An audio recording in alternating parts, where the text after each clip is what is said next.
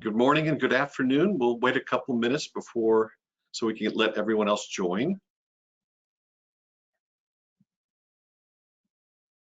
And Aaron, if you'll give everyone any instructions they need. Yes, thank you so much. Hopefully everyone can see us. If there's a way to, in the chat, just make sure everyone can see, that would be great.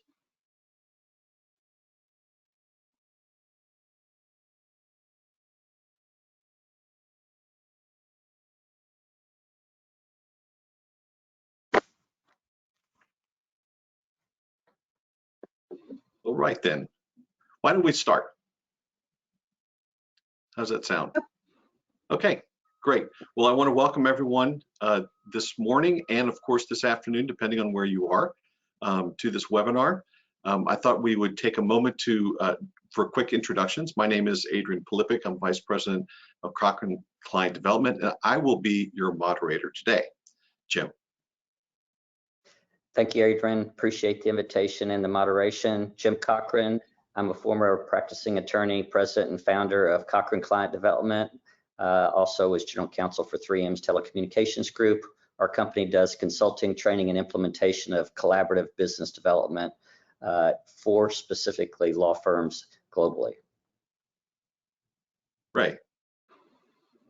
Thank you, Adrian. Yeah, I'm Ray Oldfield. I'm the former CEO and founder of a software company called Objective Manager. And we provided law firms with software to help them build their strategic plans and get all their people engaged with those strategic plans, with the idea that people had a much better view of what the organization was trying to achieve and hence help them think about what they can do to grow their careers. Outstanding. Thank you both. Well, let's start here. Every year, thought leaders, surveyors, and all the people that are in our industry talk about what are the strategic initiatives that law firms are facing every year. And year after year, the top five, the battle for talent or the retention of talent is right there front and center. And recently, I would say in the past few years, it's in the top one or two. So today we're going to dive in a little bit and talk about retaining talent. But before we do that, I would like to kind of open up the conversation around the whole concept of talent. Not specifically any kind of solutions, but more like what are you hearing from your clients? What's the word from a general perspective? And I'll start with Ray. Thank you, Adrian. Yeah, so again, just to put it into context, I've spent the past 10 years talking to the leadership teams of law firms about what their big strategic issues are. And most law firms start with, they think that their big issue is that they don't have a clear enough strategy which everybody's bought into. And the reason that they worry about that is because when people leave the organization, it doesn't tend to be about money. It often sometimes is. But obviously, and especially in today's environment, you can't keep competing just on money. The biggest reason that they have presented to them when they do exit interviews is that people just don't feel connected to the organization anymore. And hence, as a result of that, we were often speaking to them about, well, how can we use strategic planning to solve that problem and get them connected back into what the business is trying to do. And it usually came down to one very simple problem, which is people just said, we don't know what this law firm strategy is, and hence I don't know what my future in this firm is. And that was one of the key drivers for people leaving. Now, obviously, there's lots of issues that span out of that, but we can talk about those during the course of the webinar. Of course. Jim, general thoughts? Well, I find it very interesting, having worked with law firms, and as the title of our company, Cochrane Client Development, says, all about organic growth, and you can't grow your law firm without talent. And I'm actually on site with a client now and this week, and the conversation has all been about talent, acquiring talent, integrating talent, and growing the clients, not only of their recently hired lawyers, but of the firm as well. And so it's a very challenging time. We hear stories within law firms, small, medium, and large, with our clients in the United States, that there's been a significant turnover in talent. And where in the previous 5, 10, 20 years, a lot of the conversations coming out of the United States has been about mergers and acquisitions. Now it's about 1, 2, 3 small groups, lift outs, trying to replace talent they've lost. Why has that happened? Primarily, it's a result of the pandemic, the economics around that. People are paying for flexibility in working remote. They're offering higher compensation with inflation, and there is a significant turnover of lawyers coming in and lawyers going out, and it's costing law firms at the same time trying to retain their clients. Absolutely correct. Okay, so this concept of planning is really ubiquitous in law firms. Everybody needs to have a plan, but if you don't have a plan, you're really planning to fail. And so we all agree to that, but for some reason it's a big challenge. And so let's talk about that as specifically as it relates to retaining talent. You would consider that lawyers would be very unhappy if they didn't have that kind of direction in their day-to-day work. I mean, strategic plan for the firm and a plan for the lawyer, and they have this roadmap then. But it's a challenge. So let's talk about how important that is first of all, and how you both look at that in the work that you do. I'll start with Ray. Okay. So again, to put it into context, attorneys, lawyers, non-partners are obviously, some of the busiest people in the world. They're doing 2,000 hours a year chargeable, probably a lot more as well at the moment. So what the feedback we get is that people just get lost in that kind of vortex of busyness. So actually they forget to plan, or if there is a planning process in the firm, they just don't feel like they have time to do it. But also as well, that the biggest barrier that we see is that I can't write my plan until the firm has written their plan.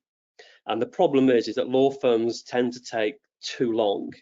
It's an annual planning process, and they take a lot of firms, not every firm, but a lot of firms, will take a year to write the plan.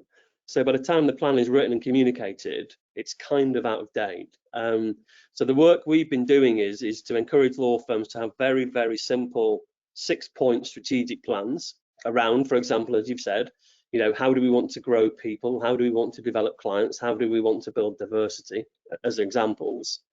But just have a simple framework, which then makes it very easy for every attorney to hang their plan off that, so that they feel connected to what the firm's trying to do. And what we do then is, and then what we see is that, and it goes back to what we started with, if the attorney has a plan and they feel connected, then they don't just kind of drift off. And it's that drift which we think is the biggest challenge to retention. Because once somebody started drifting from the firm, then things like pay and conditions and some of the hygiene factors start to irritate them a lot more. Whereas if they're well connected and they're happy and they're engaged with the firm in the first place, those things don't come into play. So that's what we always do. So what we're saying is let's make that planning process a lot simpler, so that somebody's got a 6-point plan about developing their own career in line with what the firm wants them to do. And it's really simple, isn't it? The concept is really simple, but the execution of it is where the real challenge comes in. Great.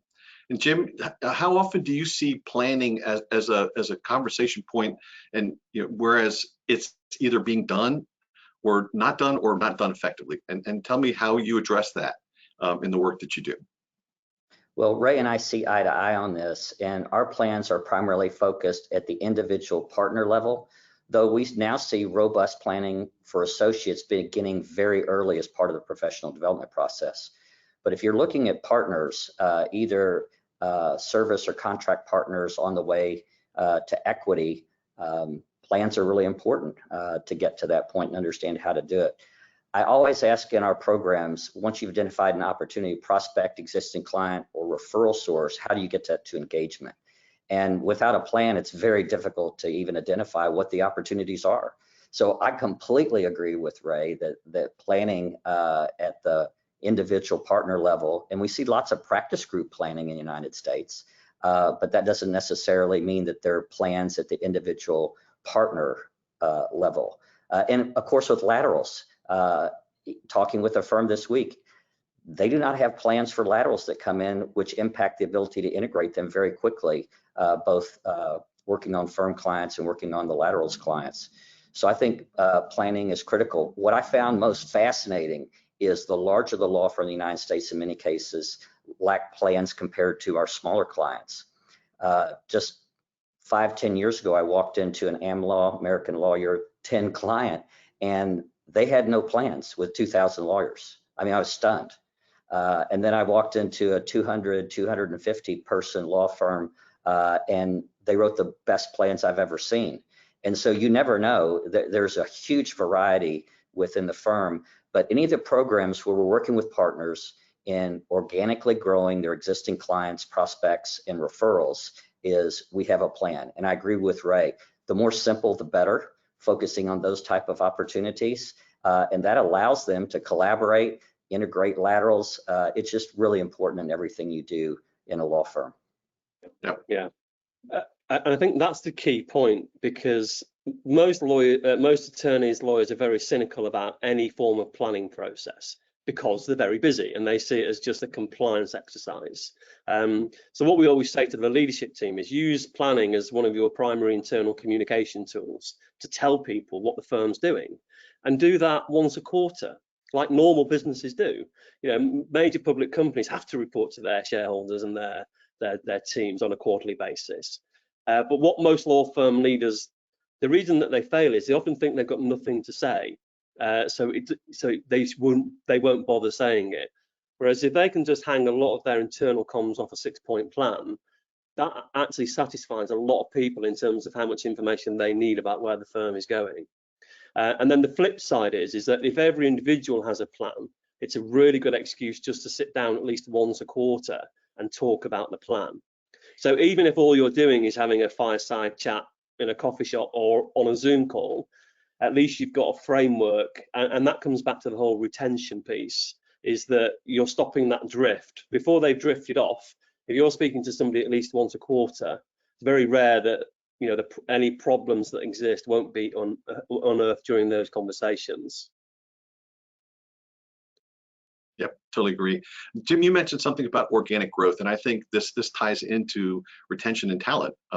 We see it all. We see it all the time in the market when we talk to firms.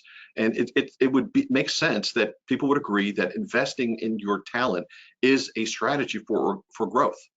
And I want to kind of peel that apart a little bit and see what you're hearing and what your perspective is on that, on growth strategies, and as it relates to the retention of talent or investing in talent. That's really what we're talking about. Well, a lot of the investment historically has been large at the acquisition and merger stage over the last 10 or 20 years. And some of that has been completed, maybe a significant portion of it. So you don't see as much of that now in the United States. So now there's a focus specifically on organic growth, which law firms have not necessarily invested in the past. And there are 3 ways to grow law firms in the United States: through hiring out of law school, hiring laterals or acquiring other lawyers or law firms, and organic growth. The challenge is that the partners, number one, do not have the necessary skills to do what we call collaborative client development, where they're working in cross-practice, cross-office, cross-border teams to understand the needs of a client, develop solutions, and present them for the highest value and complex legal needs. They just do not go to law school to do that. They don't have those skills. And to be competitive in today's global economy, it's critical that they have those skills. So that's what we work with partners on, is number one, how do you understand a client's needs and prepare for them, anticipate what's going to happen in the future? And that requires ongoing and consistent dialogue with your clients, and to be able to understand where those needs are outside your own practice area. And in many cases, the needs are so complex that it crosses multiple practice areas to even have a conversation with a client. I wanted to just follow up on what Ray says as well, that having a plan, how can you collaborate and have conversations other than just hello and here's a quick status report, here's what I'm working on, rather than strategically going to pursue existing client opportunities and understand those needs and be able to be a high value service provider with them. And so the plan really is a framework to have those conversations among lawyers.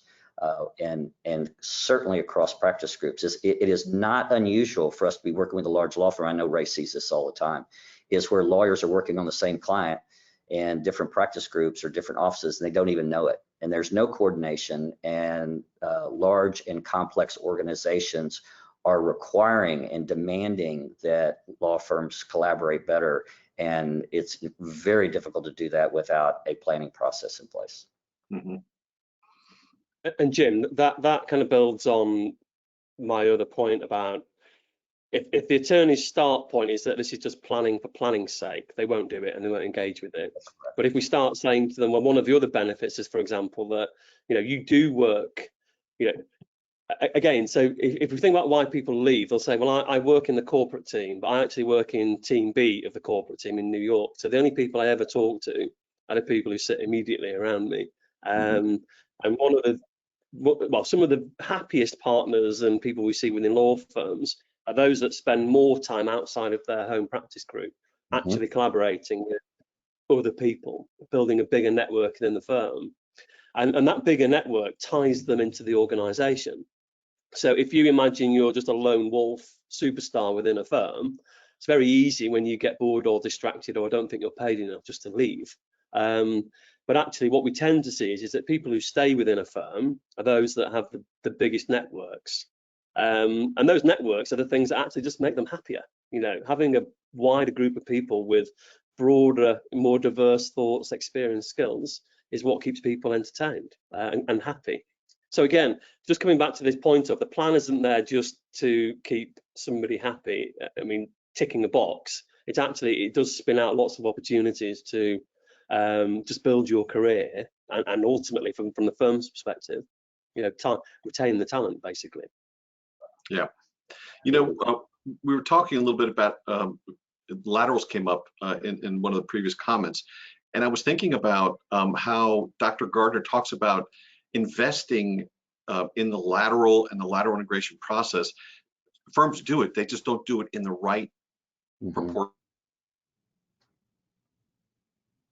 They spend a ton of money and resources in the hiring process, in the interviewing process, but they don't integrate. And I think there's a parallel between that and incumbents as well, is that every firm is spending plenty or investing plenty in different tools and different programs, but sometimes they're just not either the right ones or they're in wrong proportions.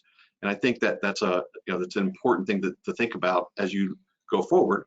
And so any comments specifically on that, Jim, as far as proportional investing or investing correctly? Well, Dr. Heidi Gardner, who I suspect many on this call know or have heard or read her books and articles around this, is that the bulk of the investment made by firms is around the recruiting process. Very little is done on the planning and how that ties to the strategic plan. They do what we call opportunistic hiring when somebody shows up in the market who's available. So there's not a lot of planning around that piece of it either. And that would all fit in with Ray's comments about talent and do we need talent and why and where is it and how do we bring it in? And then there's very little investment. So 5% on the front end, trying to decide whether we need to hire people and why. And typically you find, which I always find interesting, is the firms will hire when where their demand, they're short on capacity or capability, they're behind the curve with the client.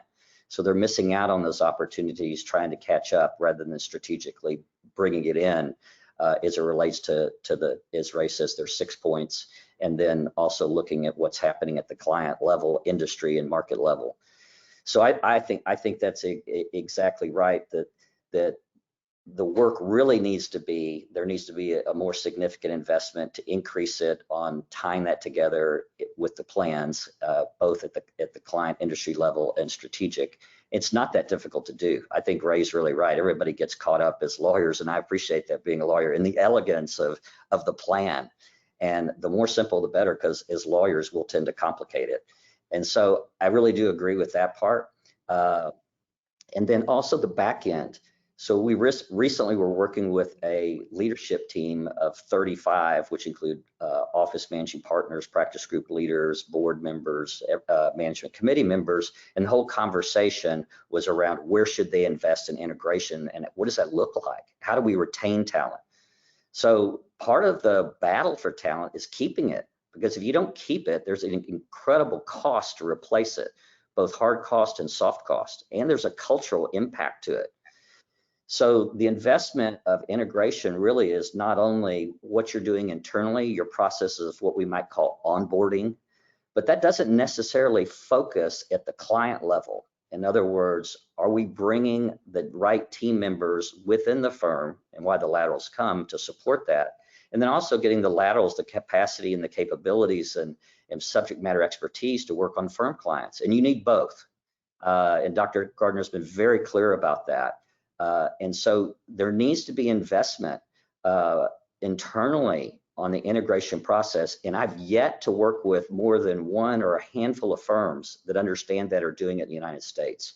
And it's a huge opportunity, not only at organic growth, because we're bringing partners with books of business for a reason, they're clients, but they're not effectively positioning the lawyers to do it. They don't have the skills, they don't have the plans, they don't have the investments internally to do that. And it's a incredible opportunity, and it has a massive cost if there's turnover. And the turnover post-pandemic is the highest I've ever seen in the United States. Absolutely.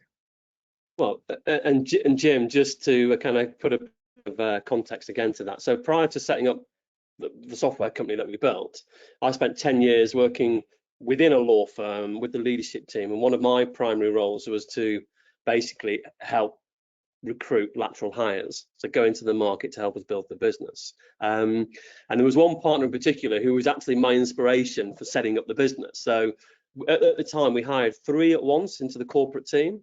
And one of them came in and he had let's call it a 6-point plan. I can't remember, but let's say it was a 6-point plan. And he emailed it to every single partner in the firm to basically introduce himself and say, these are the clients that I'm looking to grow. These are the clients that I'm looking to win. These are my skills that I have. How can I help you? And how can you help me? And have a guess who was the most successful partner of the 3 of them in the long term. And actually, interestingly, most people in the firm thought that was a bit odd. They thought that was a little bit a bit open, a bit transparent, not what we do. But that partner went on to grow a very substantial practice outside of the corporate team by working with real estate and litigation and banking and finance. And again, this is the point. It's a very simple principle, just to use the plan to share what you're looking to achieve, and then at least one other person will help you do that. Yes. Guaranteed. And I find it fascinating. I'll ask managing partners 2 questions. What is your attrition rate?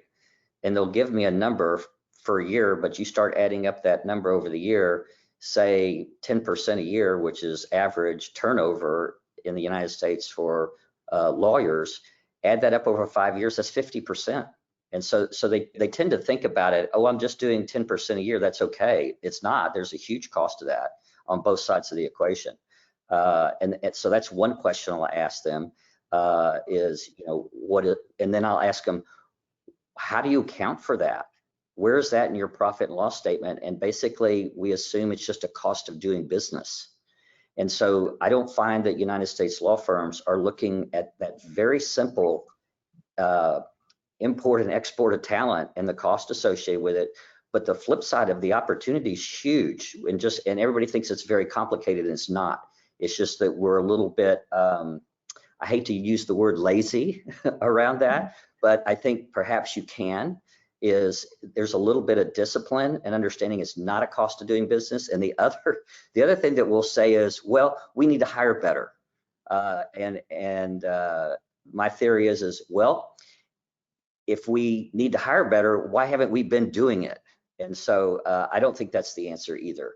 And so it's very simple in how you're allocating your investments, both in the planning, your 6 points and where you're bringing in talent and why, and there's real discipline around that on the front end, and bringing them in and really being what we call client facing and focused around the 2 points. One, are we building a team around that lateral? I love your example, Ray, because it's that simple. You can even be more targeted and identify with your marketing and business development team who are the top 10 or 20 people that person needs to send that email to, and actually meet with them in person and show them their plan. Instead, we send them around on meetings in every different office, and we want them to meet everybody, and there's no plan, there's no focus, and it's an incredible waste of time and energy, both hard and soft cost. And so it's just a little bit of focus, and frankly, the plan drives that. And whether you have a lateral partner questionnaire or you create a business plan of integration or whatever it is, it can be very simple, focusing on their most important client relationships. And then also, we really need to bring in the laterals into working on firm clients. And law firms are finally starting to institutionalize those relationships across the firm in a much better way. But we got a long way to go. Very much agreed. And as everyone can tell, we spend a lot of time thinking about laterals. They're a very important part of our conversations with firms, and I'm sure they're integral in every conversation you have as well. So let's dive a little deeper. Let's talk specifically about strategic planning and skills development. Those are what I would consider to be long-term perspectives or investments that you have to make. We talk about the ease of doing it, but then there's always this can we fix it quickly, right? So I believe there's two answers to that question, but I want to get your perspectives on how firms, there has to be the start point, and then there's this long-term perspective of, okay, can we change? Can we become a better firm if we institutionalize certain practices? So I'll throw that first over to Ray. Give us your viewpoint on that, being a concerted effort. Well, so one of the things which we did a lot was to try and use the planning process to do two things. One, it's ask two questions. What can I do strategically to help grow this firm?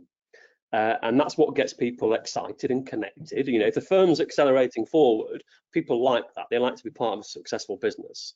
But then we say, and we want, within the same plan, but separately, what can you do to grow yourself strategically? But think about your growth opportunities in the context of your plan. And this is where we see a lot of organizations fail, because they'll have one process for like what they call client development planning, and then they'll have another run by another team for, like, let's call it training and personal development. And those two things are completely connected, but they often get almost purposely disconnected by law firms. So it's treated as, personal development is over here, and then your business plan is over there. So what we encourage is start with your strategic goals. Then underneath it, think about what you need to do to develop yourself to achieve the goals. And that actually makes it a bit more interesting, as opposed to just kind of trying to find a few courses on the firm's learning management system, or a few seminars or webinars you can attend. Just do it in the context of your own personal growth. Even be slightly selfish about it. There's nothing wrong with that, as long as you're doing it in the context of what the firm is looking to achieve. And just to repeat the point, because I can't emphasize how important it is the personal development plan in the context of the strategic plan is what gets people more engaged. Out of context, it's just another tick box compliance exercise I've got to focus on. Jim, you'll have a lot of experience of that. Well, what you do. Yeah, what I see in many cases, if there are plans, it's specific around compensation. In other words, you have to write something, a partner memorandum or something that says what you did in the past. So it's past looking rather than forward looking. It's a historical document to get compensated that year. So that might be a check the box type thing you're talking about, Ray. And what we're always really emphasizing is, well, what is your plan going forward? I find interesting, lawyers, because of the hourly billing rates in the United States, are very short-term oriented. It's rare that you find a lawyer that looks out past a year. They're really a month-to-month viewpoint. And we really talk to lawyers about where do you want your practice to be in the next 2 to 3 years. In business and corporation, I said 3, and we're doing 5-year plans. We might get a 5-year strategic plan, but we certainly wouldn't get a lawyer thinking about where they want their practice in 5 years. You know, we start with what type of client relationship do you want to have with this particular client or this industry. So they're very short-term focused, and it's really helpful to work with them on actually looking farther out. I think what we've seen in the United States is when we began this business 15 years ago, Ray, is and I'm going to tie into what you just said. If it was business development related and there was any planning as part of it, it was on the business development side. Then we've had the rise of the professional development department and starting to coordinate both associate and partner development. And sometimes we work with professional development departments, sometimes the business development department. But what we're really seeing is, and this is a big focus, obviously, from Dr. Gardner's work, who we're a licensee and provide all the implementation work in smart collaboration for North America, is that it's a true collaboration among the professional development department, the business development department, and your external provider. Instead, what we see is a lot of law firms, either through professional development or otherwise, will do a training program. And they'll say, well, the lawyers want, and I think we find this consistently, the lawyers want to develop their skills here. The pressure is on. It is a highly competitive market with the rise of the national and global law firms. If you're a regional law firm, highly competitive. Even if you're at the very top, the top 10 are fighting for the best clients in the world. And the lawyers just do not have the skills necessary to do that, certainly not collaboratively. So we find that that's the most effective way to begin looking at this. Planning's the foundation, understanding clients' legal needs, and how do you do that in an effective manner with multiple lawyers and practice groups and offices and different borders. And how do you begin having a conversation about the value that the law firm can bring, the type of solutions needed for highly complex problems, whether it's a cybersecurity breach, whether it's a large acquisition across different borders, whether it's litigation that requires both civil, white-collar crime, class action, and extends into the UK and the US and Canada. I mean, they're very complex and high value and requires millions of dollars of legal fees. And what we found is that lawyers need more sophisticated training and development in that area. And frankly, the investments need to be much higher. Running just a quick training program about developing your network will not get you there. You will not be competitive. And so there are 3 things, and I'll just close real quickly with this so I don't go too far, let you comment on this, Ray. You can do training programs. We see the rise of individual coaching, or you can take an approach that you need to train and implement with the lawyers, apply it to real life opportunities. Training by itself, the research from Fort Hill shows that you have at most a 20% adoption rate. So training by and of itself, I could do the very best training program you'd hire me for, and you'd have a very low adoption rate. Individual coaching, obviously on individual plans, has some value, but it doesn't cross practices, borders, and offices, and it certainly is not necessarily aligned with the strategic plan of the law firm. The only way you get true impact on organic growth at the client level, to grow out multiple practice areas, offices, and across borders on sophisticated work, is to train them in teams and to put support behind them, consulting, coaching, to implement their plan. And to allow them, what we found is the biggest barrier is they don't know the firm capabilities to even do that. I know you know this, Ray, is that they don't know who to contact or even who to have a conversation with. And certainly without a plan, they could go to their practice leader, they could go to somebody they've worked with before in the litigation department, if they're a transactional lawyer. All of that is invisible.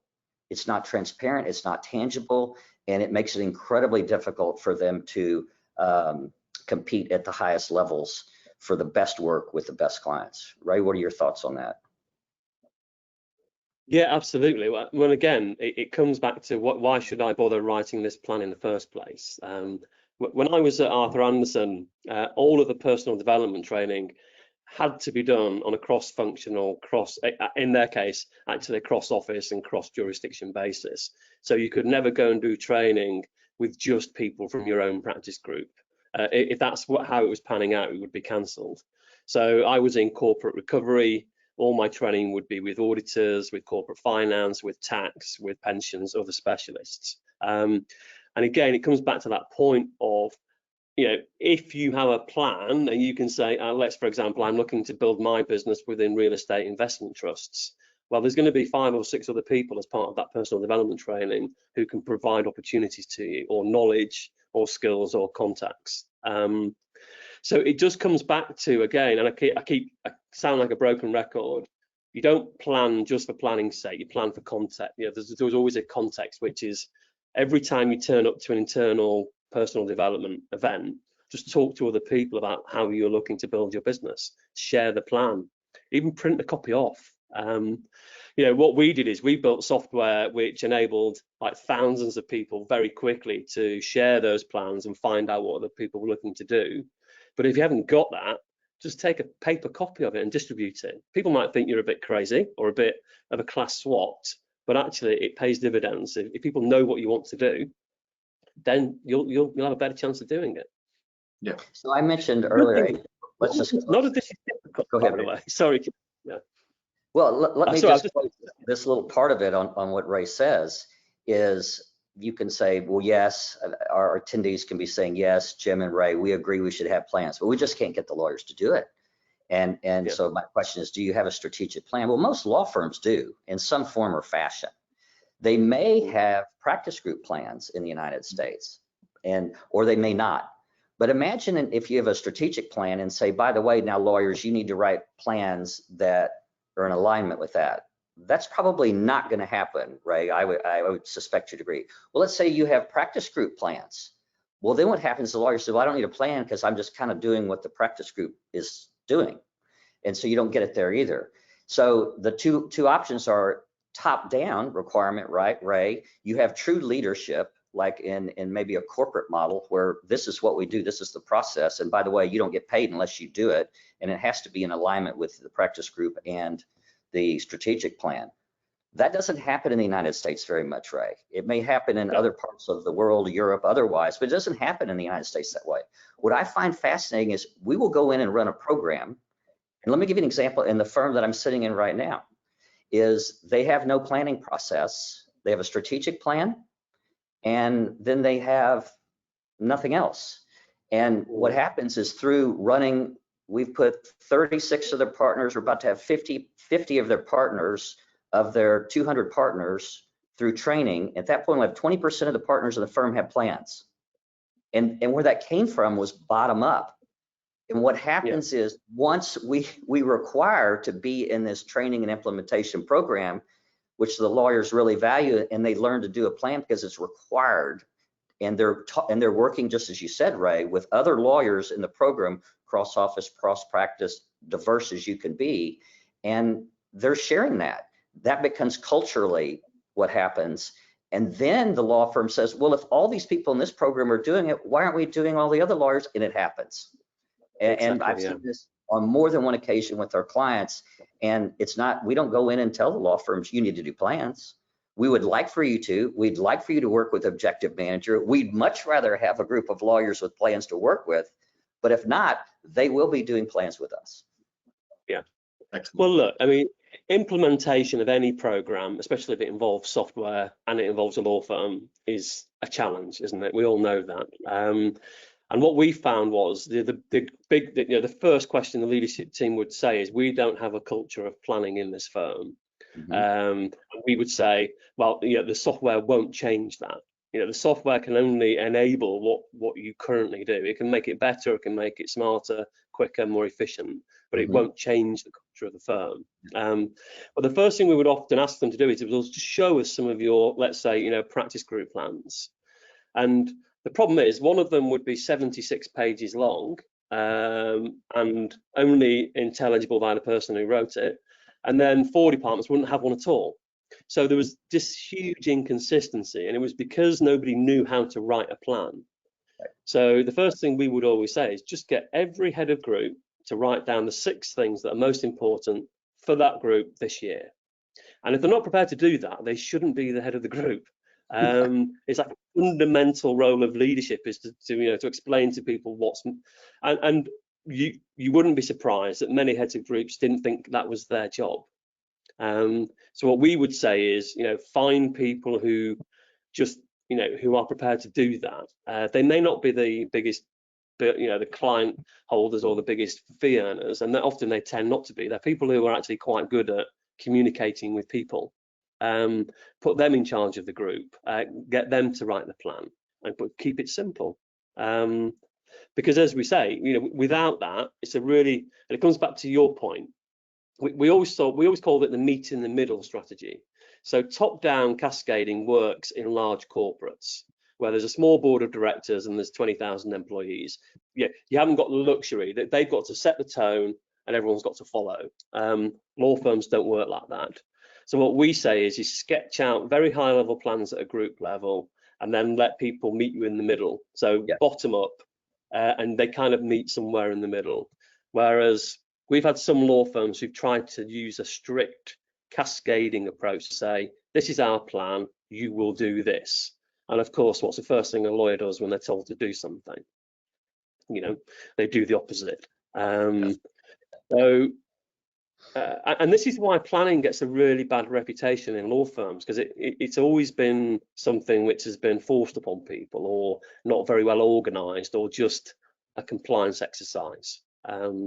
So again, just in this spirit of simplicity, the objective is to retain people. We know happy people don't leave. What drives happiness is feeling connected, engaged, motivated. They're still learning, they're still stretching. And all of that can be documented and kind of prepared for in a very simple plan. Yes. But just make it a 5 to 6 point plan. Yes. So let's talk about the individual a little bit. I'm sure everyone believes that they're excellent performers when they're lawyers because they're lawyers. However, how do you measure that? And alternatively, how do you improve performance? So taking your 2 kind of perspectives on that, it's very, very critical that law firms can measure and also have a methodology to improve performance, because we know what happens when performance goes up, right? Everybody, you're lifting all the boats. You're driving towards equity. Everyone is winning. The firm wins, the lawyers win. So let's talk individually. How do you individually look at that, and how do you solve for that as far as improving performance? Oh, can I talk about that? You first, Jim. Oh, good. Yeah. Well, it's very interesting. We talk about return on investment, right? And I'm sure that's talked about in the UK as well. In Europe, Ray, you have more experience in that market than I do. And so getting law firms to invest in their talent, they want to know what's my return. Otherwise, we might as well distribute it to the shareholders. So one of the things is you've got to prove that up. So what we look for, obviously, is, and it can be said in different terms, in the United States, revenue or billings, maybe in Europe, or fees, and then profitability, or as we say, realization, and then those are lagging indicators. There are a certain number of things that have to happen before you can measure lawyers on revenue and realization. If you're trying to grow it, we can do a snapshot in time, go in and look at the books and get a snapshot in time, but how do you grow that number? And what I find fascinating in my experience over the years is if you ask a lawyer to grow his book or her book for 10%, they say, I could do that. If you get to 20%, they start getting a little bit nervous. If you go over 30%, they just, in the United States, they're concerned that if they don't make that number, not that we ask them to, but they're risk adverse by definition, and they don't want to fail, and failure to hit their number, they're not as resilient, so they won't go there. But if we really talk about just growing your client relationship, that's called practice group utilization. And the the more numbers of practice groups you can use, the higher the loyalty. Price sensitivity flattens, as Ray knows as well. And over time, the value of that relationship increases, and it's very difficult to be displaced, to be, as we say, consolidated out in the United States. If you're only doing 1 or 2 practice areas, you're at risk if a client goes to a consolidation strategy where they're using a lot of law firms and now they want to use, a primary panel. So we really focus on what we call leading indicators. What are the behaviors? And everybody would love to change behaviors of lawyers in certain areas. I know everybody on this call would probably say that. And one of the things is, and we've talked a lot about it, so I'm not going to talk about that anymore, but yes, you have to have a plan. That's one of the behaviors that we want you to write. The reason why is because we want you to focus on what is your internal network, because you need to know certain firm capabilities as it relates to your clients and your industries. So you need to know that. Who are you going to work with, as Ray said? And that's part of your plan. And many lawyers don't have a robust enough internal network, and they need to learn how to build that network one by one with very important people, rather than just blast out their plan to the entire firm. So we work with them on that skill. And then they need to be talking to their clients. And I know, Adrian, with your background in sales at Dell, is the lawyers don't talk to their clients enough, and they can't possibly understand their needs. At 3M, we changed the business every 18 months. It was that dynamic a market in telecommunications. And so what lawyers don't necessarily appreciate that if you're not talking to your client during the year after a year, that becomes, in many cases, a client at risk. So we have to take them through that skills development and change behaviors. And so plans 1, talking to your client around their business and their industry, just not your matter or your practice area. You have to have a holistic conversation about what their business objectives are, their opportunities and challenges. You know, as a former general counsel, I only hire lawyers for 2 reasons. 1, to manage risk, and 2, to reach a business objective. And lawyers don't know what those are in many cases. Having those conversations are highly valuable, whether it's a business person or a general counsel.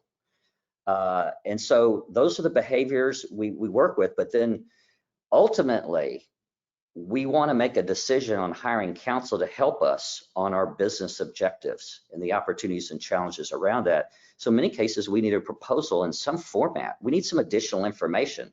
I like to talk about, you're not going to remodel your kitchen, at least not most of us, unless we're a lawyer, because we don't need it, but because we're lawyers. But what we really do need is we need some type of proposal around our needs. What are the solutions, the creative options you have for us? Do we need to take action or not? What's the benefit of hiring, making that decision now, and why you? And so those are behaviors and skills that lawyers need to be able to go from opportunity identification, prospect, existing client or referral source, even internal network, to get to a decision.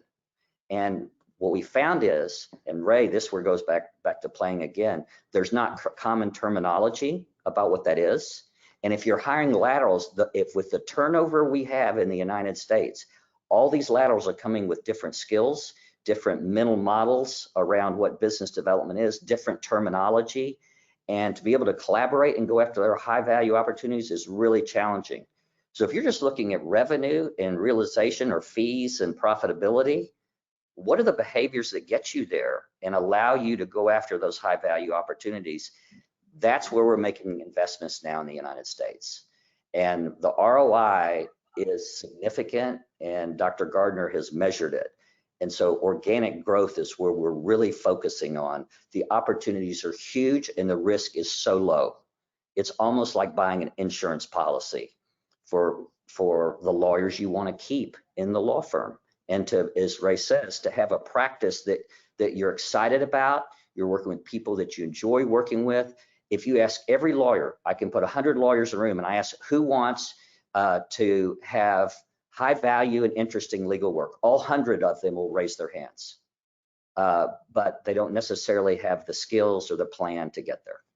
Agreed. And Ray, how can you help on the performance side? What can be done not only in setting the goals, but also during the course of the year? How do you keep people on track? Well, again, kind of inspiration as to why I set my own company up with. So I used to do, on average, about 60 to 80 partner annual performance reviews a year, mainly for the transactional corporate partners. And as you can imagine, that was a massive investment in time. So I would do that with the managing partner. So again, senior leadership time and resource. And whenever we encountered a partner who was unhappy, it usually came down to one thing, which is I don't feel valued in this firm. And then unfortunately, if nothing was done about that, that partner would leave. And as Jim said, that very, very expensive. It upsets staff, it upsets clients. It's just not a good place to be. But if we go back to that point of I don't feel valued in the firm, it comes back to what Jim was saying, is that what law firms tend to do is they'll take things like strategic planning and they'll just try and apply a corporate process to a partnership model. And we see the same, for example, with the balanced scorecard. It's a brilliant idea. You know, people have a balanced scorecard of goals within their plan. But again, within a law firm, what we see is that you've got to allow people to really play to their strengths. So we would have to go through the balanced scorecard and say to partner X, well, you're not very good at managing people. And the partner would say, I've never been very good at managing people, and I doubt I ever will be. So stop judging me on it. You know, focus on my strengths, focus on what I'm good at. Don't put me in charge of personal development for the associates because I've got to have a balanced scorecard. So what we tended to see was, again, as part of the planning process, is work and play to your strengths. Obviously, if there are areas where you can improve and absolutely need to, then fine. But actually, do those things. It comes back to what you were saying, Jim. So one of the most successful players in the English Premier League at the moment, this will mean nothing to the American population, is a chap called Kevin De Bruyne. And the reason he's the most successful footballer in the Premier League is because he's got the highest number of assists in the Premiership. He's the guy who makes all the goals. Now, he does happen to score them as well, but that's where his real value is. And a lot of the partners that we've worked with say that's the bit which nobody ever recognizes. You know, I'm assisting lots of other partners to make the win, to score, you know, to win the client, but it doesn't get recognized. And that's what I'm really good at. But the firm is trying to put me on a win clients, you know, be more client facing type development course. So it just comes back to this point of if you have a plan, it gives people the opportunity to say this is where they can make a contribution. And then from a performance perspective, judge them on that. Don't judge them on what they've not done, because they were never going to do it in the first place. And again, I'll just say this again, all of this is extremely simple, isn't it? You know, why isn't every firm just, you know, play to strengths, have a clear plan, get people connected to the firm strategy? And it all comes down to the same thing, which is they over engineer the process. Just make it quick, make it a 10. Any individual, any one of us on this call today could write a plan in 10 minutes. If all you were doing was writing down 5 or 6 things that you want to focus on this year. I'd like to first of all build on that if I could, Adrian. So I'd like to take the football team example, and I want to translate that into the law firm environment. So in the United States, we talk about client teams or client service teams. And so what's interesting about that is I tell law firms, and Ray, you'll appreciate that. I said, there is no client team without a plan. So how do you go from individual plans to a client service team? And so that requires a separate collaborative process among a core group of planning leadership within the key relationships of that team. And what I find is that we have lots of failed client service initiatives around teaming because they haven't created a plan. Take the top 6 lawyers that have the relationships in real estate, tax, M&A, corporate governance, and they need to get in a room and create a simple plan.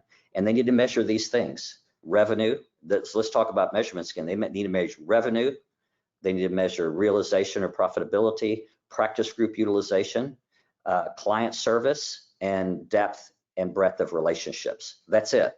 If you can just keep, so Ray and I are completely in alignment on this. is simple is better for lawyers. They tend to complicate things. And you can do, first of all, we ask lawyers to do, as part of the planning process, 1 hour. That's all they need. And a client team, we can do that in 4 hours and be done with it. And the reason why is there's no process and there's no framework, agreed upon framework in which that's done. And sometimes you have to bring in, it doesn't reside within the law firm. The expertise and knowledge for that resides outside the law firm. And so sometimes you do have to bring in people to help you do that. So I just want to comment on the team concept since you brought that up, Ray.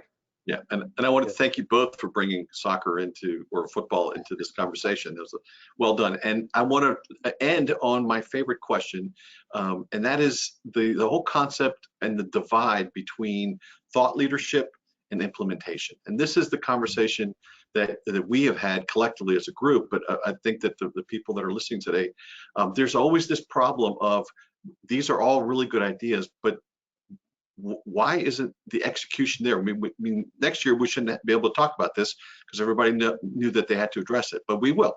So the question is to you, the panelists, what happens at the law firm level that keeps them from actually executing on the implementation side? Start with you, Jim. Well, it's all about implementation. So as much as Ray and I both have worked with Dr. Gardner over the past 5 years and beyond, and all the research that supports doing everything we've been talking about today, it is all about, in many cases, being a change agent and implementing some of these very simple concepts. And so number one, you've got to get some buy-in from leadership to make some investments. And number two, you've got to get, and people talk about get the willing, work with the willing, those and get little successes and start small. You know, as we said, we get a group of 12 or 16 partners. Next, you know, we've got 16 plans. We didn't try to get implementation across 500 lawyers within the firm. Or you invest in objective manager and you have robust leadership that understands and incorporates. Ideally, the most powerful thing you can do is do both, right? In other words, we love Ray's product and the company that he developed and to be able to go in where we have plans. Otherwise, we have to anecdotally develop that information one lawyer at a time. But if you can come to us with plans already built, all we have to do is train you, provide you some implementation, consulting and coaching support and the plans in place. And all we do is prioritize, focus, and put discipline and accountability around it. Because a lot of those resources don't exist. Using former general counsel and professional service sales professionals, providing just a monthly coaching or consulting session and working with internal resources, we move the needle very quickly, almost immediately within the first few months. But otherwise, that's very challenging to get done otherwise, right? Yeah, and I think for me, it just goes back to what the first thing we say to a law firm is throw everything away that you've done before. Throw away all those complex strategic plans which nobody reads. That's quite hard for the leadership team because they've invested a lot of time and energy in them. And we say, just write that, just give us the framework for the 6 things that you think are really important for this firm this year. Don't flesh them out, just do them in. We often ask them to write them in less than 140 characters, which may sound familiar as a rule. Because if they can't, and they can't express it quickly, then nobody else will bother reading it. So keep it really simple, and then give people the opportunity to say where they can contribute in the same format. And as Jim's already said, you'll get a lot more traction, and people don't feel like they're planning. They just feel like they're doing something quite useful. Outstanding. Well, if there are any questions, we'd be happy to take them. And if there are not, I want to thank everyone for attending, and we'll certainly be available to anyone that has any follow-up questions. Again, thank you for your attention and your time. We were very appreciative. Thank you, Adrian, for leading us today. And thank you, Aaron and Ray. It was nice to participate and see you again. Thank you so much, Thank you. everyone. Here's everyone. Bye. Thanks, everyone.